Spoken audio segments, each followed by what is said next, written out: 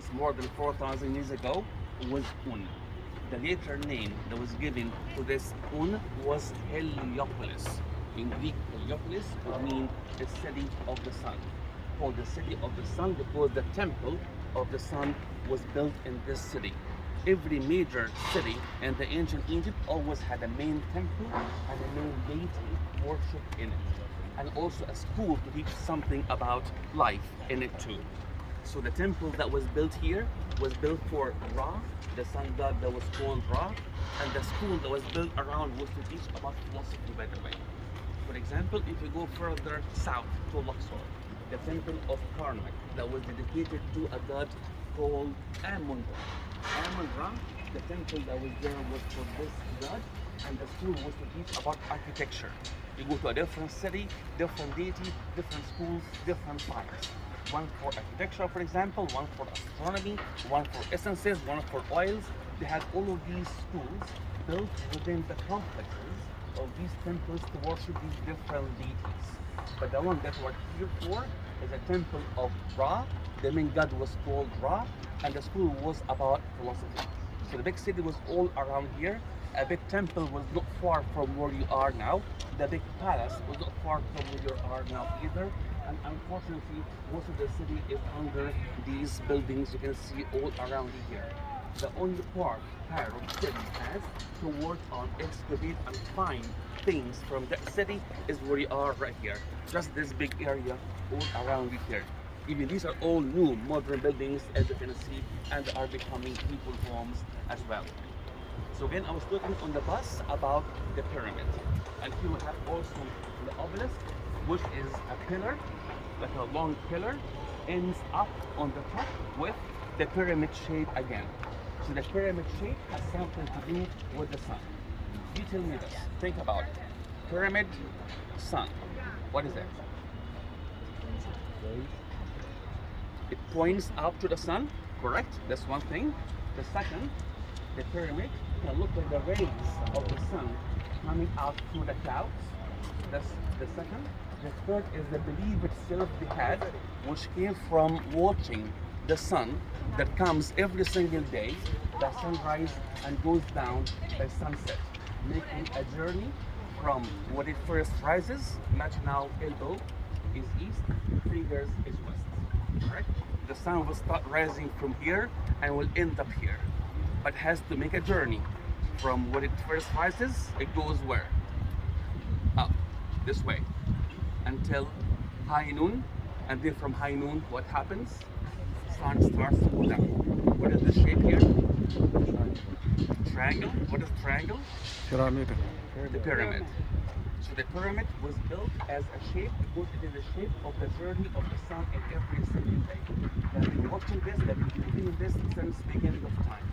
Even the belief they had about the afterlife that will come has come because of this same story too. Death was not end of life.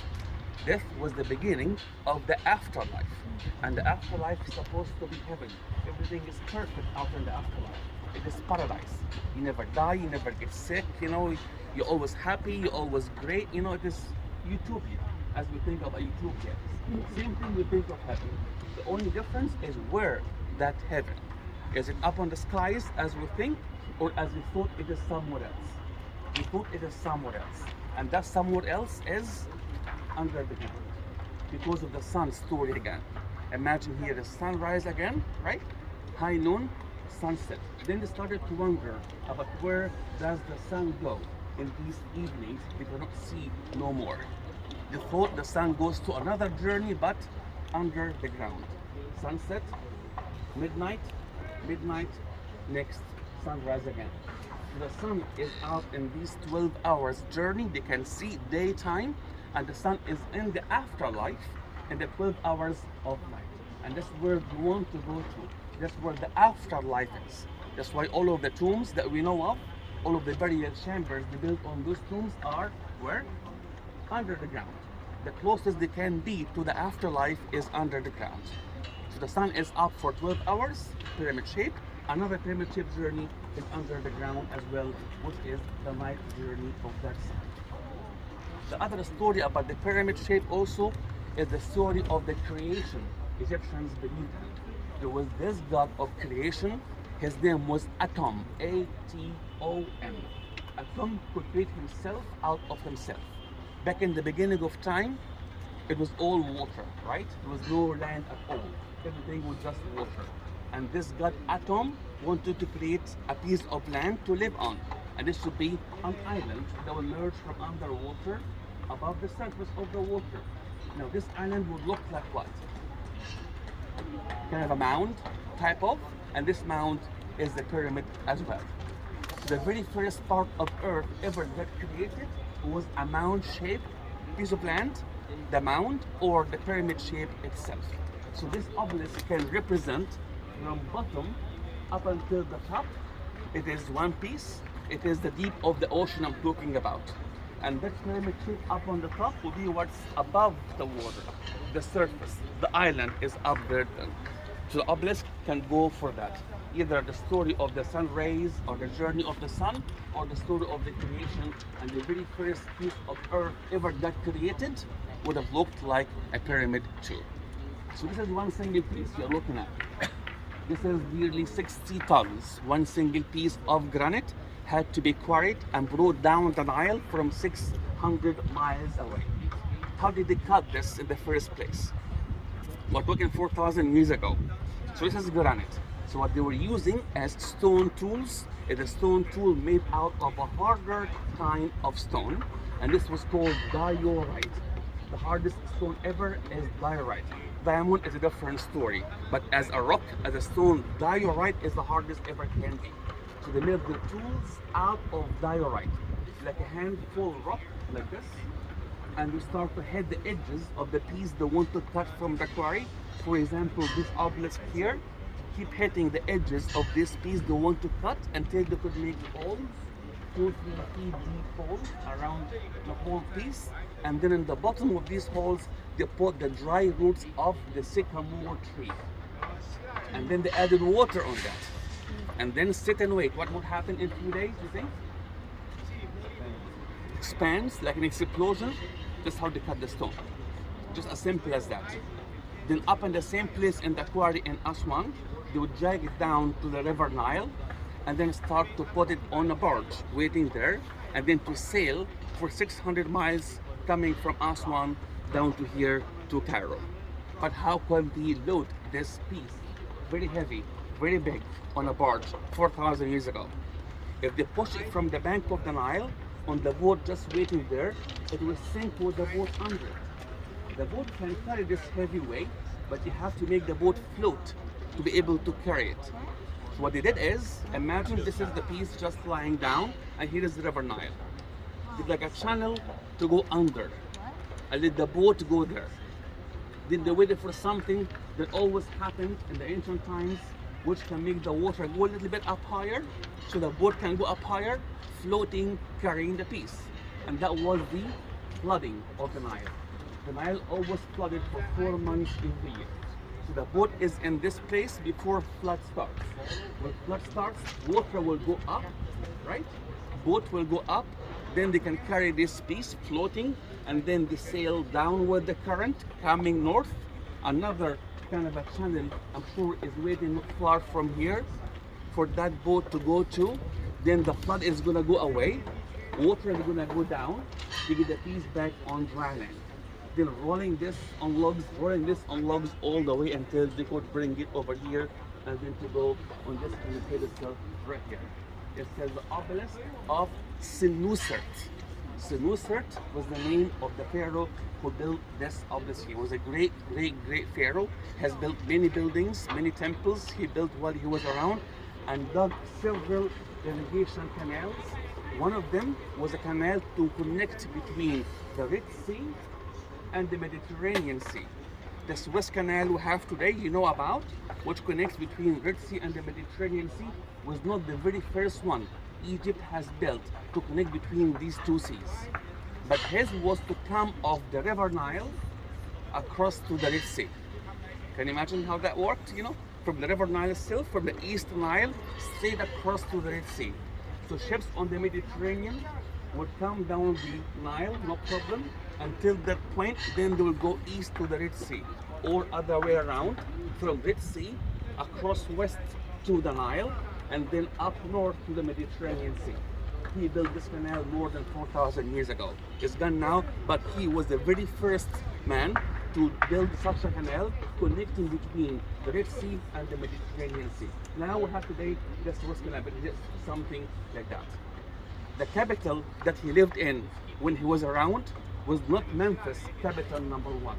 It was Fayoum, capital number two, that we think, like we're saying on the bus, Joseph was related to the story and to the city of Fayoum itself. Even if you go to Fayoum today, many signs out in the city that say, welcome to the city of Joseph. Locally, this is called the Sea of Joseph, Land of Joseph, River of Joseph. Everything is named after Joseph around there. People, by tradition, still talk about that until today, because we think Joseph, when he was here, that was his area. He was at maybe in the area of Fayoum, about 70 miles southwest of Cairo. How do we know this belongs to this pharaoh I'm talking about? There's got to be a name on here somewhere. And the name of a pharaoh has to be in such a ring, such a shape that only kings could have for the names. Can you see any? If you look from the bottom up, the two symbols from bottom up until that ring thing up there, that we call cartouche. C-A-R-T-O-U-C-H-E. Cartouche is this oval shape, and only kings, only pharaohs could have their names inscribed in that. And that will read from top to bottom. So for example, to read the whole thing, we have here on this piece, we start from the very top, then come down. Then the other side, from very top, then come down, and so on all the way around. So if you see hieroglyphics, symbols like these in columns, we always and only read it from top to bottom. If they are in columns, this way. But if they are in rows, because they can be in rows, then it depends. It can be either right to left or left to right. How do we know? What direction birds and symbols are facing? If they're facing right, then we all do right to left. Then under right to left, and so on. And if they're facing left, then we do it other way around, from left to right until all the way down to the bottom. So what we have from up there on the top, we have, that is one big symbol. You see it up there? It's a bird. It's a falcon. The falcon was always one of the forms of a pharaoh. The falcon was this strong bird that always flies up on the skies. As the Egyptians believe, his right eye is the sun, and left eye is the moon. So the king, this Sunuser, is represented as the falcon, as a bird with the sun in one eye and the moon on the left eye. He is up there as this symbol up there. And then coming from up there, we see a whole big inscription with that loop cross. See up on the very top, on the left, like a loop cross. And this was called Ankh, A-N-K-H. And the Ankh was symbol of life. The life Egyptians had was always shaped as that Ankh. Then you come down from there, you find the name up there like I told you about. Look at that name up there, and then go down a little bit, you see another cartouche, but with a different name, right? Different symbols, from the one up on the top and the one in the middle. Because every king had two names that can go in these cartouches. There's always a first day born name, and was always also a first day king name. So he was called some name by his parents when he was first born, and then he chose a name for himself when he first became a pharaoh of Egypt. So the one on the very top is his firstborn name, and the one in the middle is the name he chose for himself that we read as Sinus. When you come down, all these are titles, all of them are names, like he is the greatest, he is the falcon, and the names in between. And in the bottom, last year, there's I told you about, the loop cross. And again, the Ankh is symbol of life. But which life are we talking about? What gave Egypt life, you think? Imagine now 4,000 years ago. What do you say? Nile. The Nile, exactly. This is the Nile. You read from the book. If you look at the symbol from the bottom, it's the beginning of the Nile from the south. right? The Nile flows north. Then you go up north. Then the look today, like the map you have on the bus, like the delta shape, correct? And then the line across, one side will go east and one side will go west. East for life and west for afterlife. So the whole Ankh thing is the river Nile itself, the Nile Valley, where people lived, what Egypt called Kemet, K-E-M-E-T, means black land, because of the black soil. And that came from the richness that came with the flooding in every year. The silt and the minerals, all that fertilized the land of Egypt to be very rich. The richest in the world is the Egyptian soil, of course, and that would be this Nile Valley or unshaped land people always lived in, and they called Kemet. And again, Kemet is black land. So the Ankh then was the life, the symbol of life. There is some new Coptic theories that talk about this Ankh as a cross-shaped, right? It was used as the Coptic cross. In the very early Egyptian Christian times, they could not carry the crucifixion cross that we carry today. They couldn't do that because the Romans just killed them for doing that and persecuted them for doing that. So they had to look for something that can look like the cross, right? And won't get them killed. And this was the already known, very famous Ankh. Romans also appreciated so much. So this was used by the early Egyptian Coptic Christians as the Coptic cross for more than 200 years. The Ankh was used as that. But since the beginning of time, this was symbol of life, and the life that was given to Egypt was because of the river Nile. Imagine if there's no Nile in this land, what this would be? Just all part of the big Sahara, all desert, nothing or no life would happen in this area. It's all because of the Nile. Thanks to the Nile, everything happened here, even until today. Even if it rains in Egypt until today, sometimes we still count on the water from the Nile until today to drink and to irrigate our lands as well.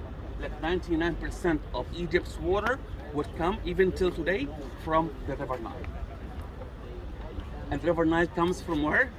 It comes from two sources. We have two sources for the Nile, one from country Uganda and one from country Ethiopia. The one from Uganda is called the Blue Nile, and the one from Ethiopia is called the White Nile. So two rivers, both are fed by lakes. Blue Nile is Lake Victoria, Uganda, and the White Nile is Lake Tana in Ethiopia. They both meet together in Sudan, and it comes as one river, one waterway, all the way until the delta, which is the loop of this Ankh, and all ends at the Mediterranean Sea. And that is 4,000 miles. The longest river in the world is the river Nile, 4,000 miles long. It's not the widest, not the deepest, but only the longest. This is briefly about what I can say about this place. If you have any questions about any of this, any comments you have? Thank you. You should do this for a living. Between some music. هل ممكن يحولوا كلهم واحد بس اللي يتكلم؟ كل واحد يعمل الشغل بتاعه يبقى كام؟ Or in Arabic.